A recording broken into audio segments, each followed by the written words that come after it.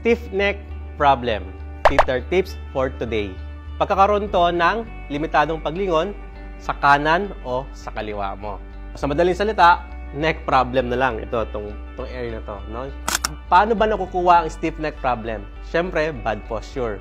Dahil uso ngayon ng gadgets, yung paggamit mo ng cellphone, lagi ka nakayuko, or paano mo ginagamit ang monitor ng iyong laptop or yung iyong PC. Dapat kasi ang level ng ating mata sa monitor dapat eye level siya. Huwag nakababa, huwag naka-tilt. Dapat eye level lagi ang monitor natin. Paano ito i-treat? Kung halimbawa napahilot mo na siya, napamassage mo na siya, hindi pa rin siya nawawala.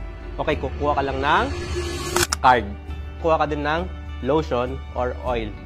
So, this time gagamit ako ng lotion. Spread mo lang siya dito sa area na to. Bawa, pinumove yung neck, limited lang siya. So, gagamit tayo ng card. So, para saan tong card na to? Oh, remedy, sa bahay lang to ha. Pwede sa bahay. Pwede mo rin gawing treatment to actually. I-scrape mo lang to. Pwede mo tong ulitin ng 3 beses after 30 seconds. So, mapapansin mo na medyo mapula siya. Yung pula na yan, ang tawag dyan ay blood flows. Minsan ang tawag namin dito ay gouache method. Unti-unti mo na mararamdaman na lumuluwag na yung iyong neck problem o yung stiff neck problem mo.